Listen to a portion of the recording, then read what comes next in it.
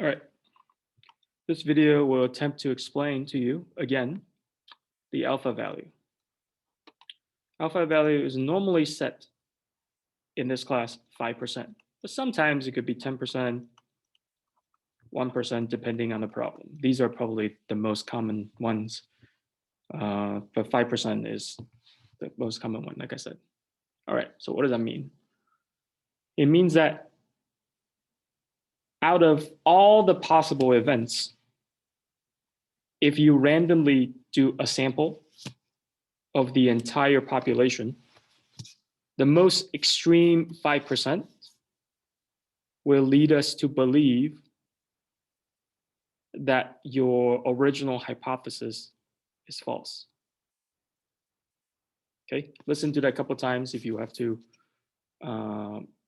but that's the basic definition of it.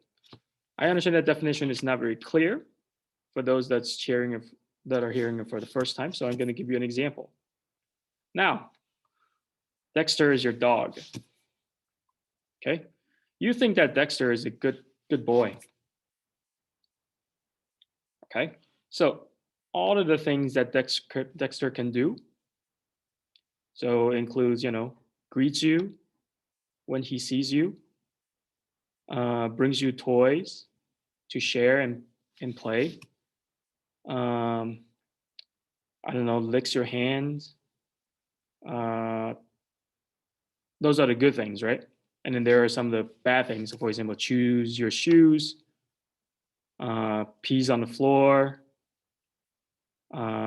bites strangers. Like what else? Like shits in your shoes.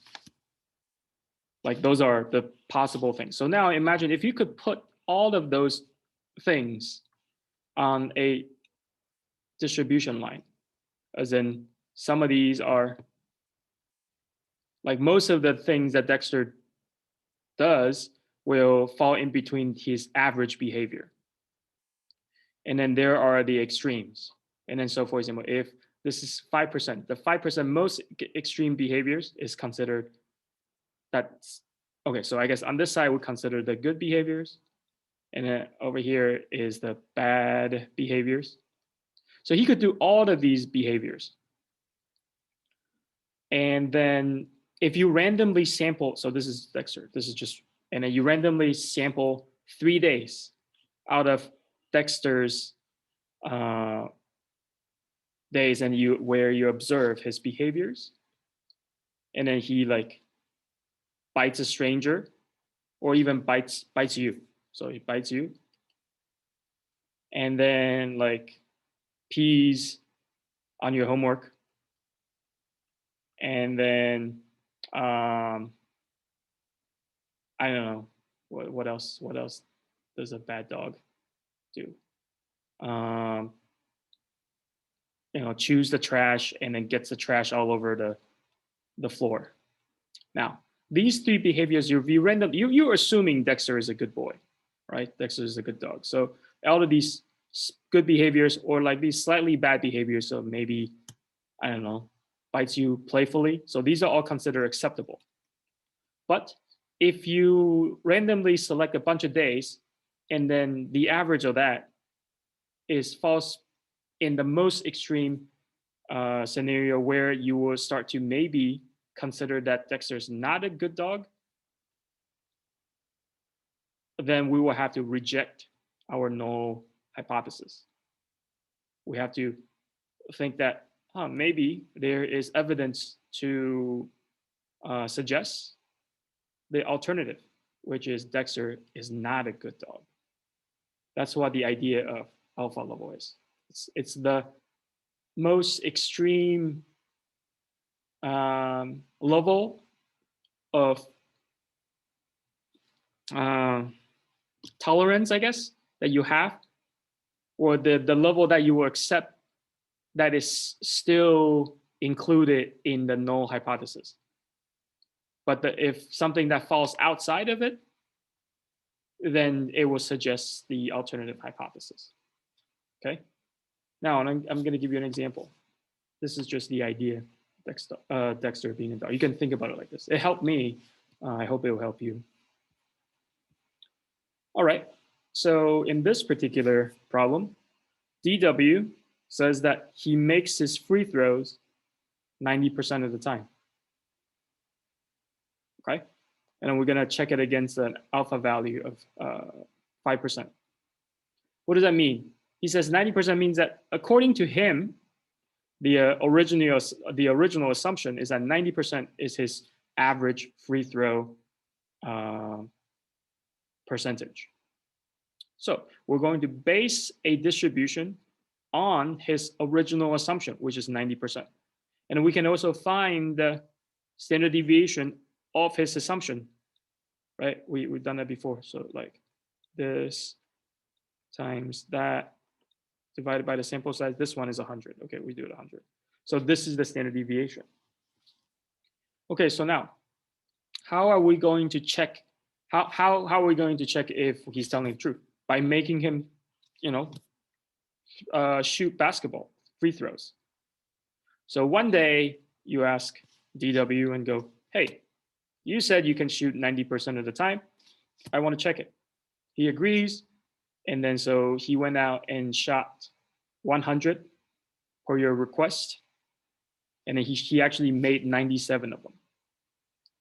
All right.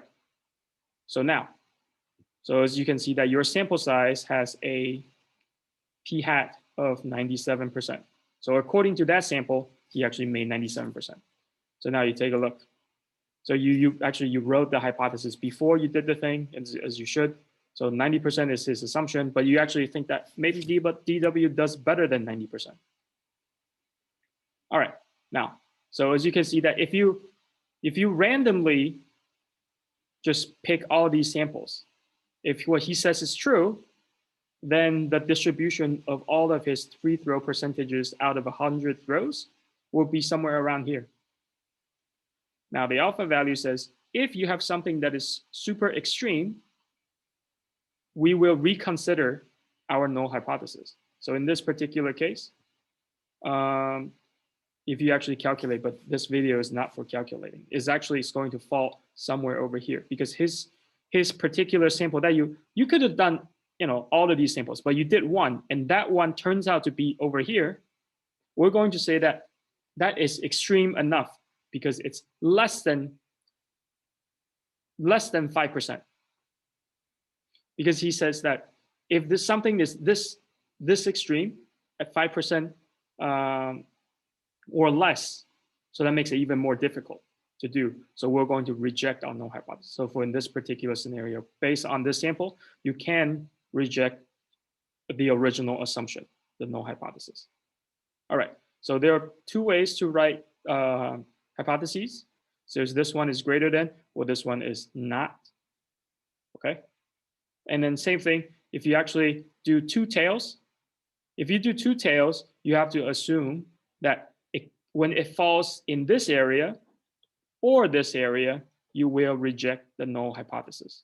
But it's still 5%, right? It's still 5%. So if you collect data, if it falls maybe instead of the original 90%,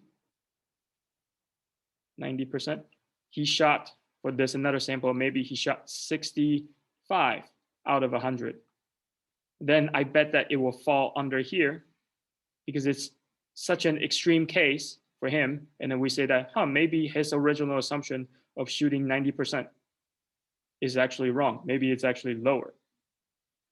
All right, so that's a basic overview of alpha level.